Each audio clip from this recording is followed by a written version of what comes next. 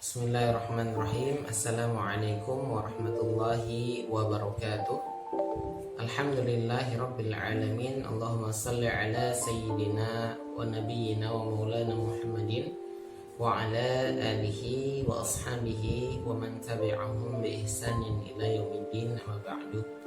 Rabbi shrah li sadri wa yassir li amri wa hlul 'uqdatam min lisani yafqahu qawli. Rabbi zidna ilma warzuqna fahma bi rahmatika ya arhamar rahimin. Walhamdulillahi rabbil alamin. Alhamdulillah, peserta workshop pranikah Islami yang dirahmati Allah Subhanahu wa taala, akhirnya kita sampai kepada materi penghujung pada pertemuan kita pada hari ini, yaitu bagaimana kiat dan langkah praktis menikah dengan sangat mudah. Sahabat yang dirahmati Allah Subhanahu wa taala, ada 5 langkah yang bisa sahabat lakukan agar dapat menikah dengan sangat mudah, dan tentunya semuanya kemudahan itu adalah dari Allah Subhanahu wa taala. Nah, apa 5 perkara itu? Yang pertama, hendaknya kawan-kawan atau para sahabat menjadikan diri sahabat sebagai pribadi yang bertakwa. Jadikanlah diri kita sebagai pribadi yang bertakwa kepada Allah Subhanahu wa taala. Kenapa? Karena terkadang yang membuat seseorang itu sulit dalam urusannya, dalam kehidupannya, termasuk dalam perkara pernikahan, adalah karena belum termasuk ahli takwa. Maka urusannya sulit. Ya, bukan untuk apa-apa, tapi ini sebagai memberi peringatan agar kita kembali ke jalan yang benar. Allah Subhanahu wa taala berfirman, A'udzubillahi minasyaitonir rajim. Bismillahirrahmanirrahim. Wa man a'rada 'an dzikri fa inna lahu ma'isyatan dhanka. Yang artinya, dan barang siapa yang berpaling dari peringatan kami, maka baginya penghidupan yang sempit, kehidupan yang sulit. Maka agar kehidupan kita mudah, maka jadilah kita orang-orang yang bertakwa kepada Allah SWT. Tapi itu takwa, yaitu senantiasa berusaha menjalankan segala perintah Allah dan menjauhi semua larangannya. Dalam surah At-Talaq ayat keempat, Allah Subhanahu wa taala berfirman, "Wa may yattaqillaha yaj'al lahu min amrihi yusra." Yang artinya, barang siapa yang bertakwa kepada Allah, maka niscaya Allah jadikan baginya kemudahan dalam urusannya. Ini janji Allah Subhanahu wa taala. Dalam ayat yang kedua sampai ketiga dalam surah At-Talaq juga, Allah Subhanahu wa taala berfirman, "Wa may yattaqillaha yaj'al lahu makhraja wa yarzuqhu min haitsu la yahtasib." Yang artinya, barang siapa bertakwa kepada Allah, nah niscaya Allah akan menjadikan baginya jalan keluar dari setiap kesulitan-kesulitan, dan memberikannya rezeki dari arah yang tidak dia sangka-sangka. Nah, artinya apa, sahabat? Kalau kita bertakwa kepada Allah, maka urusan jodoh, urusan pernikahan, Allah akan berikan kemudahan. Kalaupun ada kesulitan, Allah berikan jalan keluar. Dan Allah akan munculkan jodoh itu dari arah yang tidak pernah disangka. Nah, Masya Allah. Ya, jadi inilah luar biasa keutamaan takwa kepada Allah. Maka langkah pertama, jadilah pribadi yang bertakwa kepada Allah Subhanahu wa taala. Nah, apa itu takwa tadi? Sekali lagi, takwa adalah menjadi pribadi yang takut kepada Allah, yang senantiasa menjaga perintah-perintah dan larangan Allah Subhanahu wa taala. Ya, ada satu ungkapan bagaimana seorang sahabat itu mengungkapkan makna takwa. Bagaimana kalau kita berjalan di satu jalan, kemudian jalan itu banyak duri. Nah, apakah kita jalannya hati-hati atau sembrono? Nah, tentu kita akan berjalan dengan sangat hati-hati. Nah, seperti itulah takwa, yaitu menjalani hidup ini dengan hati-hati, bagaimana agar tidak melanggar larangan-larangan Allah Ta'ala, bagaimana agar tidak terjatuh dalam kemurkaan Allah Subhanahu wa Ta'ala. Nah, itulah takwa. Jadi menjalani hidup sesuai dengan perintah dan larangan Allah SWT. Nah, apa langkah-langkah sederhananya agar kita menjadi pribadi yang bertakwa? Yang pertama, hendaknya kita membiasakan bertaubat kepada Allah Ta'ala. Hendaknya kita bertaubat kepada Allah Ta'ala dari segala dosa dan maksiat. Taubatan tentu taubatan yang nasuha, taubat yang sungguh-sungguh. Yang disebut oleh ulama ada 3. Pertama, berhenti. Kedua, menyesali perbuatan. Kemudian berkomitmen tidak akan mengulangi kesalahan tersebut. Dan kalau ada hubungan dengan manusia, maka segera minta maaf atau mengembalikan hak daripada yang diambil. Kemudian setelah bertobat, dan tentu taubat ini tidak sekali saja, tapi terus menerus dijadikan amalan harian, ya, jadi seorang ahli taubat. Kemudian yang kedua adalah hijrah. Jadi apa-apa yang selama ini perbuatan buruk diganti dengan perbuatan baik. Cara berpakaian, cara berbicara, dalam hal ibadah, awalnya malas, rajin seperti itu. Dalam berpakaian buka aurat, menutup aurat seperti itu dengan sempurna. Awalnya akhlaknya buruk, sekarang akhlaknya baik. Awalnya perkataannya tidak baik, sekarang berupaya menata perkataan agar perkataan yang baik-baik saja dan bermanfaat saja. Nah, itu hijrah. Nah, awalnya suka maksiat, berhenti, sekarang melakukan amal-amal soleh seperti itu hijrah. Nah, kemudian setelah hijrah apa? Istiqomah. Istiqomah itu berupaya senantiasa berada di atas ketakwaan, ya. Senantiasa berada di atas ketaatan kepada Allah Ta'ala. Itulah istiqomah. Sampai kapan? Sampai akhir hayat kita. Nah, itulah langkah-langkah untuk menjadi pribadi yang bertakwa kepada Allah Subhanahu wa Ta'ala. Dan tentunya semuanya didasari dengan ilmu, nah, dengan rajin dalam hadir majelis ilmu,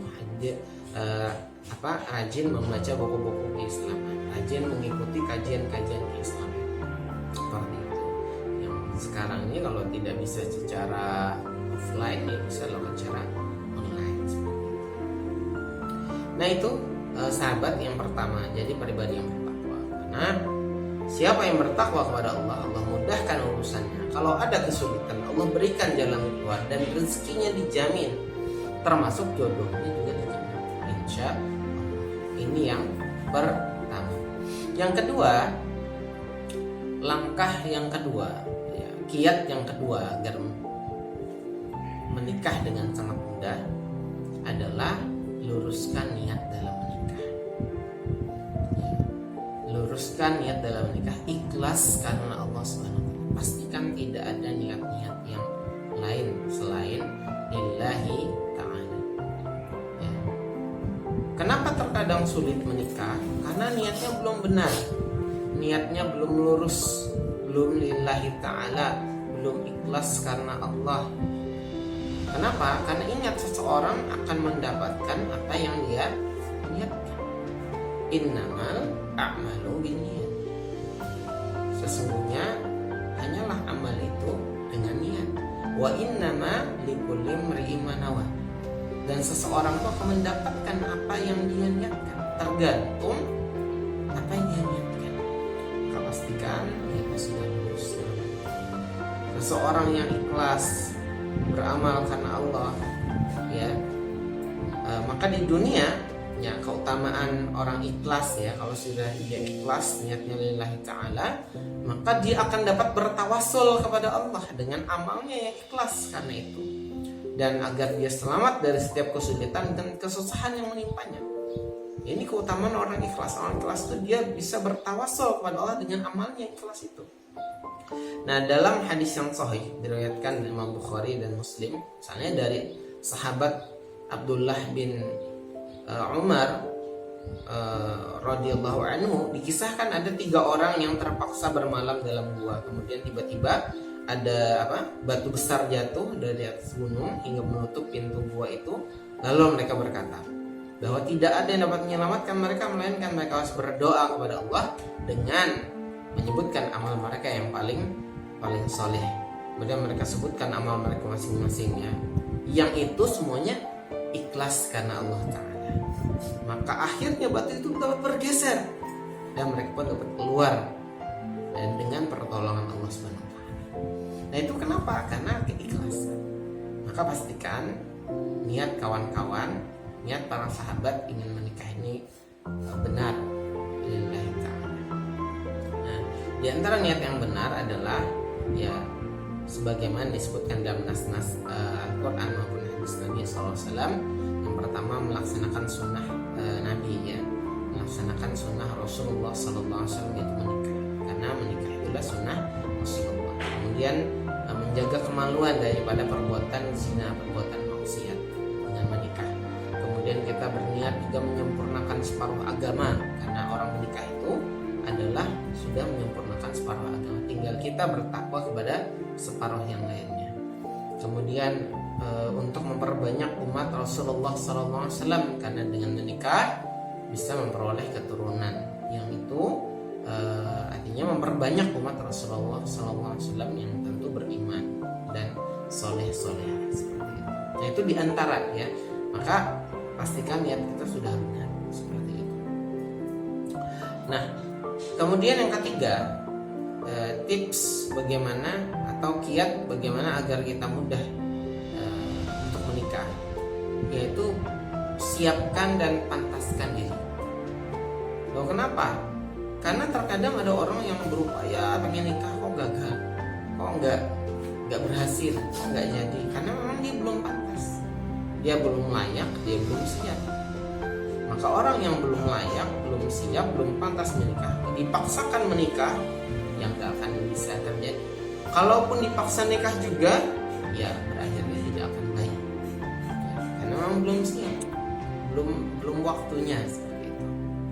Nah, ya mungkin itu alasan kenapa sebagian kawan-kawan ada yang pengen nikah kok belum nikah juga, kok selalu nggak jadi, kok selalu ada hambatan dan seterusnya.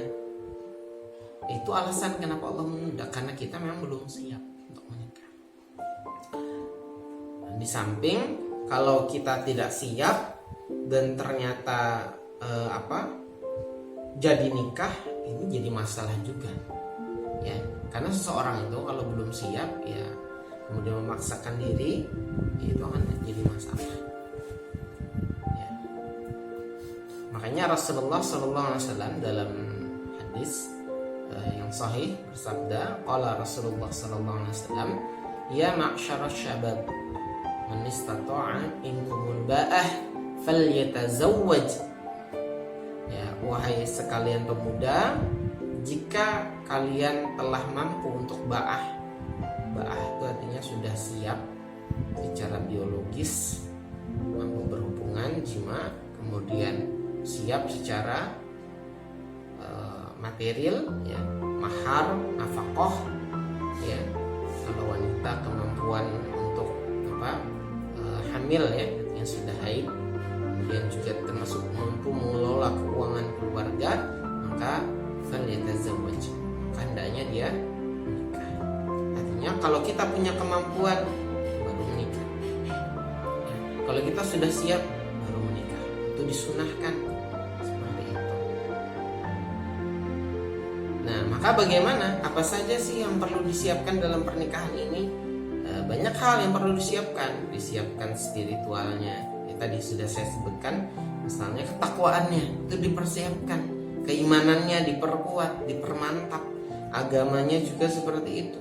Karena kalau dalam pernikahan ini misalnya laki-laki itu jadi imam, ya, imam rumah tangga. Bagaimana memimpin keluarga? Dia sendiri tidak bisa memimpin dirinya sendiri. Dia sendiri saja tidak bertanggung jawab terhadap dunia akhiratnya, bagaimana mungkin dia bisa bertanggung jawab terhadap akhirat pasangan dan anak-anaknya? Nah, itu akan jadi musibah ke depan. Ya, maka siapkan agamanya untuk membimbing istri, bertakwa membimbing anak, dekat dengan Allah. Ya, sama seperti seorang istri, seorang wanita, dia harus memperkuat agamanya. Kenapa? Kelak dia akan membimbing, mendidik anak-anaknya. Nah maka ini perlu agama yang kuat, ya. Dia punya pasangan suaminya ini ya macam-macam. Pasangan itu kadang-kadang ada kesalahan, kekurangan. Kalau tidak didasari iman itu bisa jadi masalah. Nah maka diperkuat spiritual, agamanya, iman dan takwanya, akhlaknya. Kemudian yang berikutnya yang harus disiapkan adalah ilmu tentang pernikahan, munakahat. Nanti akan saya bahas khusus ya. Ini penting karena al-ilmu qoblal qaul wal amal. Ilmu itu sebelum perkataan, sebelum perbuatan. Ya, tujuannya apa?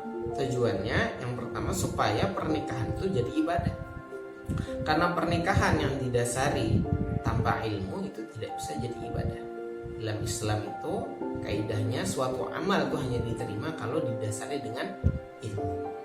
Ya, ibadah sholat saja kalau tanpa dasar ilmu gak diterima Allah. Nah, pernikahan ini kan bagian dari ibadah. Kalau tidak ada ilmunya ya tidak diterima, gak akan jadi bekal ke akhirat. Ya, khawatir malah jadi pemberat ya akhirat. Na'udzubillah min dzalik. Ya, maka harus ada ilmunya. Ya, termasuk bagaimana agar rumah tangga itu bisa sakinah, mawaddah, warahmah. Hari ini banyak pasangan yang bermasalah, perceraian, konflik rumah tangga, KDRT. Itu kenapa terjadi? Sebagian besarnya menurut para pengamat pernikahan itu karena apa? Karena tidak didasari oleh ilmu yang cukup dalam menjalani rumah tangga. Ya. Nah, oleh karena itu tentu kita menginginkan pernikahan itu jadi ibadah, sakinah, mawaddah, warahmah. Itu harus didasari dengan ilmu. Belum lagi kalau punya anak, bagaimana mendidik anak itu dengan ilmu. Tidak bisa sembarang melahirkan, dah biarin. Ya, tidak bisa. Akhirnya bermunculanlah anak bermasalah hari ini. Ya. Kemudian yang disiapkan mental, emosional, ya, psikologi, ya. Bagaimana agar kita tuh punya mental yang siap dalam menghadapi rumah.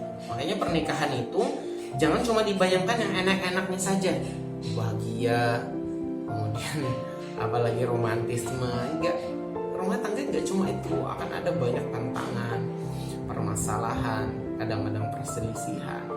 Nah, ini harus disiapkan mental kita. Sering bertanya kepada yang sudah berumah tangga apa saja permasalahan, baca-baca buku permasalahan rumah tangga dan mengatasinya. Siapkan mental. Jangan sampai ketika nikah begini ya, kagetan udah. Akhirnya banyak yang shock, akhirnya banyak yang cerai. Nah, nggak siap mental. Ya, mengelola mental, emosi agar bisa menghadapi permasalahan. Kemudian yang berikutnya yang disiapkan juga adalah finansial, keuangan. Siapkan keuangan seorang ikhwan, siapkan keuangannya supaya bisa mahar, bisa ngasih nafkah yang cukup.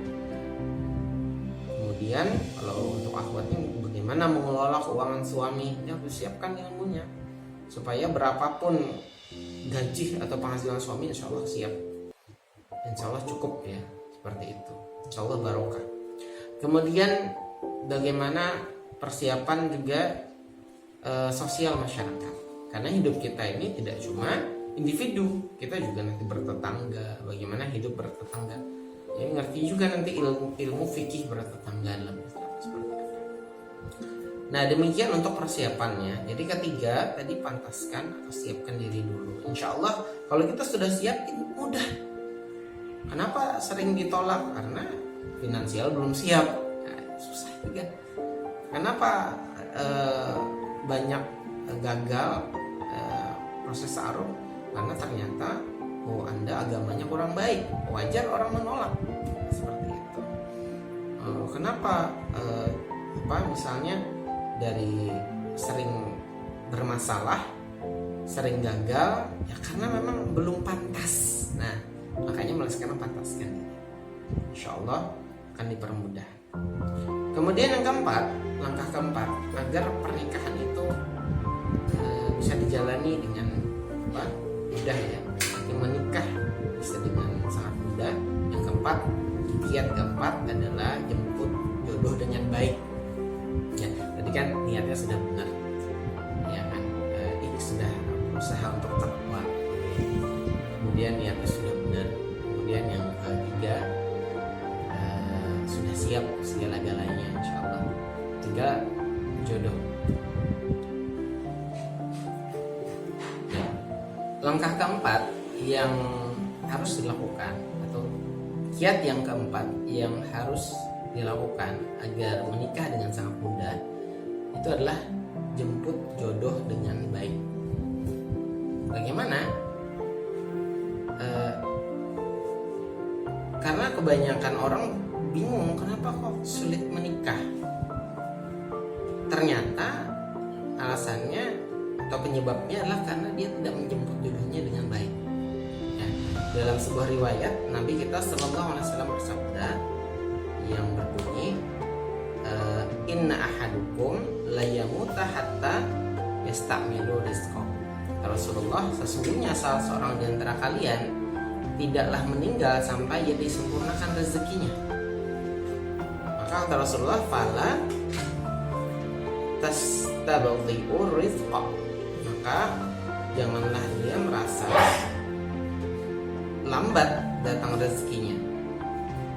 Wattaqullaha ayyuhan nas, maka bertakwalah wahai sekalian manusia, fa'ajmilu fit talab, dan hendaknya dia itu memperbaiki caranya dalam mencari rezeki.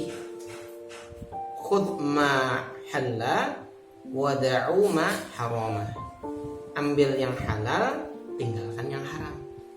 Hadis riwayat Ibnu Hibban dan Baihaqi.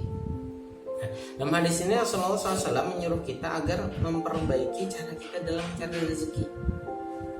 Nah, apa yang utama? Ambil yang halal, tinggalkan yang haram. Karena sesungguhnya setiap kita ini sudah dijamin rezekinya, termasuk dalam perkara jodoh. Maka jangan sampai ada punya pemahaman yang halal aja susah, apalagi yang haram. Ini pemahaman yang tidak tepat, ya. Karena rezeki kita sudah dijamin. Mau Anda ambil dengan jalan yang halal, mau Anda ambil dengan jalan yang haram, ya dapatnya segitu juga. Dapatnya ya itu juga. Nikahnya dengan itu juga. Terus bedanya apa? Bedanya kalau Anda ambil dengan jalan yang haram, Anda dapat dosa dan maksiat. Dapat dosa, dapat kemurkaan Allah. Kalau nggak taubat, dapat siksa Allah di akhirat. Dan berkahnya kurang, bahkan tidak ada berkahnya. Tapi kalau Anda ambil dengan jalan yang halal, Anda dapat pahala, Anda dapat barokah, Anda nanti insya Allah juga jadi pahala, itu akan dapat balasan surga dari Allah di akhirat nanti. Jadi luar biasa, ya, cara ini harus diperhatikan. Maka cara yang baik dalam menjemput jodoh itu yang pertama adalah cara yang halal. Maka pastikan sesuai dengan syariat. Ya, bagaimana menjemput jodoh yang halal itu caranya? Yaitu jangan dengan cara maksiat, jangan dengan pergaulan bebas, menjemputnya berpacaran atau yang sejenisnya. Karena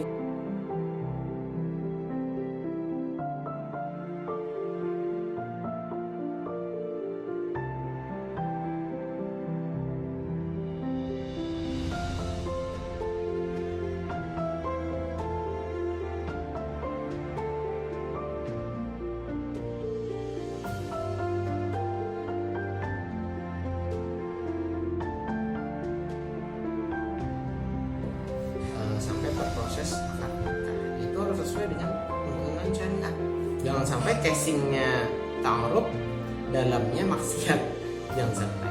Makanya ta'arufnya harus syar'i, khitbahnya juga syar'i, sampai dengan proses akad nikah. Intinya tidak ada pelanggaran hukum syara di dalamnya. Seperti itu. Nah, ini insya Allah akan dipermudah Allah prosesnya. Seperti itu. Ya kan? Karena terbukti sebahagian saudara kita yang tadi ya justru mengambil jalan yang haram, ini justru bermasalah ya pernikahannya, sulit gitu ya kan, sudah pacaran 10 tahun 20 tahun batal gitu kan, kecewanya luar biasa ya. Nah seperti itu. Kemudian yang berikutnya, cara yang baik dalam menjemput jodoh itu juga adalah tidak mempersulit diri. Dengan apa? Dengan kriteria yang super ketat gitu ya. Tinggi badan harus sekian, berat badan harus sekian, kemudian warna putih kulit, tingkat keputihan harus sekian. Wah, ini susah sekali didapatkan seperti itu. Kemudian dia harus habis Quran, dia harus hafal sekian juz, dia harus khatam kitab ini kitab itu. Ini Susah cari yang perfect itu susah. Baik agamanya, baik fisiknya itu susah sekali. Maka jangan persulit diri, ikuti saja kriteria yang mudah dari Allah dan Rasulnya dalam mencari jodoh. Apa itu? Baik agamanya, orang yang beriman, orangnya orang soleh, ya kan? Kalau ikhwan, kalau akhwat solihah, ya kan? Kemudian akhlaknya baik, itu sudah cukup, ya kan? Tidak perlu yang super perfect, karena Anda tidak akan pernah menemukan yang seperti itu. Ya. Nah, ini mempersulit. Akhirnya orang tuh susah nikah. Kenapa? Dia ini kayak kurang nih, nggak jadi. Ini kayaknya nggak jadi. Akhirnya berapa kali nggak jadi, kenapa? Mempersulit diri. Ya, cari yang mudah saja. Anda nikah mau apa sih? Mau ibadah, ya sudah cari orang yang mempermudah Anda untuk ibadah kepada Allah. Gitu. Ya, itu mudah sekali, simpel sekali. Ya. Nah, kemudian yang terakhir, yang baik, cara yang baik dalam menjemput jodoh adalah dengan bersyukur. Bersyukur itu apa? Kalau Anda ketemu orang yang baik agamanya, kemudian baik akhlaknya, baik imannya kepada Allah, kemudian dia soleh, ikhwan, akhwat solihah, maka ya sudah, jalani saja prosesnya. Kalau jodohnya nikah, ini maksudnya bersyukur itu seperti ini. Artinya kalau sudah ada di depan Anda orang yang memang sudah layak secara kriteria yang akan mendukung ibadah Anda, ketaatan Anda kepada Allah, ketakwaan Anda pada Allah, sudah nikah saja. Ya.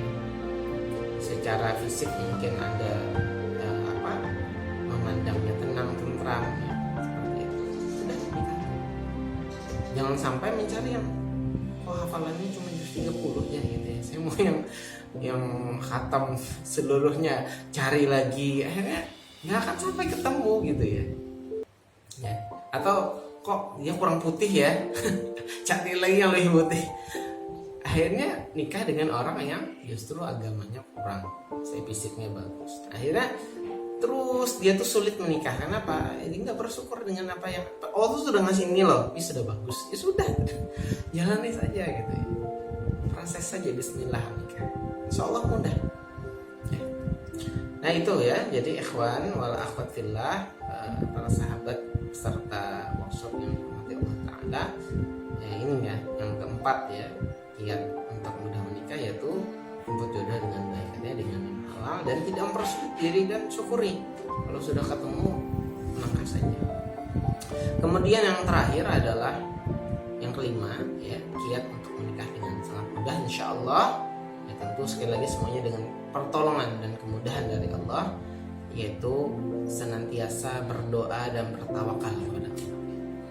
Salah satu hal penting untuk dapat mengabulkan hajat, memudahkan urusan termasuk dalam perkara menikah ya, dan menjemput jodoh adalah senantiasa berdoa kepada Allah Ta'ala dan bertawakal kepada Allah. Kenapa? Karena dialah yang menggenggam segala urusan dan maha mengabulkan semua doa dan permohonan.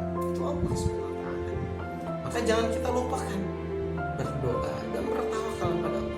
Allah SWT berfirman, A'udzubillahi minasyaitonir rajim. Wa idza sa'alaka 'ibadi 'anni fa inni qarib. Apabila hambaku bertanya kepadaku tentang aku, maka jawablah, aku ini dekat, kata Allah. Fa inni qarib. Ujibu da'watad da'i idza da'an, dan aku mengabulkan orang yang berdoa bila dia memohon kepadaku. Aku kabulkan, kata Allah. Falyastajibu li wal yu'minu bi la'allahum yarshudun. Maka hendaknya mereka memenuhi segala perintahku dan hendaknya mereka beriman kepadaku, agar mereka selalu berada dalam jalan yang lurus. Al-Baqarah 180. Nah, ikhwan wa akhwat fillah, dalam ayat yang lain Allah juga berfirman, Ud'uni astajib lakum. Berdoa kepadaku, aku kabulkan mereka. Al-Ghafir ayat 6. Jadi Allah Ta'ala itu menjamin kalau berdoa pasti dikabul. Hanya saja harus diingat, dalam sebuah riwayat Rasulullah SAW itu mengatakan doa kalian itu pasti dikabul, ya, pasti dikabul oleh Allah. Asal ya itu ada persyaratnya, ya, misalnya tidak makan yang haram, tidak pakai pakaian yang haram, ya makanya tadi disebutkan dalam Al-Baqarah itu penuhi perintah Allah dan beriman. Nah, kalau nggak beriman, kalau nggak taat pada Allah, ya nggak akan dikabul. Nah, kalau itu terpenuhi, insya Allah pasti dikabul. Ya, kemudian juga adab-adab doa juga dijaga, pasti dikabul, insya Allah. Ya. Nah, cuma ada beberapa kemungkinan kata Rasulullah. Yang pertama dikabul sesuai dengan hajat, kemudian yang kedua atau dihindarkan dari musibah, ya, atau yang ketiga disimpan di akhirat. Nah ini, ya, ini ada 3 kemungkinan ya. Cuma ya tentu kita berharap langsung dikabulkan. Nah, hanya saja selain doa kita juga harus tawakal kepada Allah. Tawakal itu apa? Serahkan urusan kita kepada Allah. Serahkan urusan pernikahan, jodoh itu kepada Allah. Bagaimana hasilnya setelah kita berusaha, berikhtiar, kita serahkan kepada Allah. Yakin Allah tetapkan yang terjadi adalah jauh lebih baik dari yang kita inginkan. Sekali lagi, kita harus yakin bahwa segala yang Allah tetapkan terjadi itu jauh lebih baik daripada yang kita inginkan. Ya, tentunya dengan tetap ikhtiar secara benar, ya. Bukan berarti pasrah, ya sudah tawakal aja udah di rumah tiduran nanti datang sendiri jodohnya. Ya enggak juga seperti itu gitu ya. Harus ada ikhtiar yang benar sesuai syariat dan ikhlas karena Allah. Maka insya Allah Allah akan mencukupkan semuanya. Kita boleh punya keinginan, kita boleh punya target, saya ingin nikah dengan si ini, dengan si dia, itu boleh. Tapi ingat, kita harus bertawakal kepada Allah. Artinya apa? Kita serahkan kepada Allah. Kalau memang Allah tetapkan itu bukan si dia atau tidak sesuai yang kita inginkan, kita yakin yang Allah tetapkan itu jauh lebih baik daripada yang kita inginkan. Yakin. Karena Allah Maha tahu yang terbaik untuk kita. Ya. Karena tidak penting ya yang kita inginkan terjadi. Ya, ini saya kutip pernyataan Kiai Haji Abdullah bin Mas'ud. Beliau, tidak penting yang kita inginkan terjadi, yang penting yang Allah inginkan terjadi. Karena yang kita inginkan terjadi belum tentu baik untuk kita. Sedangkan Allah inginkan terjadi pasti baik untuk kita. Kenapa? Karena Allah tahu yang terbaik untuk kita, sedangkan kita tidak tahu apa. Ya, karena Allah Maha tahu segala, kita ini jahil, kita ini terbatas pengetahuannya tentang yang baik dan yang buruk. Maka yakin Allah pasti tahu yang terbaik untuk kita. Dan yakin apa yang Allah tetapkan meskipun itu tidak sesuai dengan yang kita inginkan, yakinlah itu yang terbaik. Maka ini yang namanya tawakal, meyakini yang di tangan Allah itu jauh lebih baik yang ada di tangan kita gitu ya. Yakin gitu ya. Seperti itu. Kita serahkan kepada Allah. Nah, niscaya Allah akan mencukupkan segala keperluan kita, termasuk masalah jodoh, pernikahan. Allah mudahkan. InsyaAllah, sebagaimana firman-Nya, wa may yatawakkal 'ala Allah fahuwa hasbuh. Siapa yang bertawakal sepenuhnya kepada Allah, Allah cukupkan keperluannya. Dalam surah Al-Talaq ayat 3, Allah cukupkan. Allah menjamin. Pasti Allah mudahkan. Nah, demikian ya sahabat peserta workshop ikhwan wa akhwat fillah rahimakumullah, 5 hal ya yang bisa dijadikan kiat ya, yang bisa diamalkan ya agar mempermudah proses pernikahan. Kita ulangi lagi, yang pertama adalah menjadi pribadi yang bertakwa, berusaha agar Allah mudahkan. Kemudian yang kedua, luruskan niat.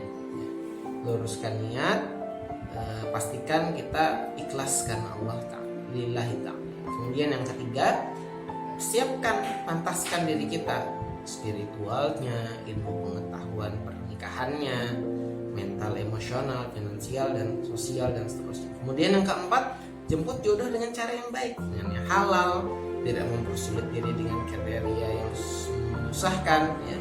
Kemudian senantiasa berdoa dan bertawakal kepada Allah Subhanahu wa ta'ala. Mudah-mudahan Allah berikan kemudahan, mudah-mudahan kawan-kawan yang pengen menikah dimudahkan Allah Ta'ala, dikabulkan hajat dan permohonannya, dan dimudahkan untuk senantiasa istiqomah di jalan Allah Subhanahu wa ta'ala. Demikian, mudah-mudahan bermanfaat. Salah hilap mohon dimaafkan.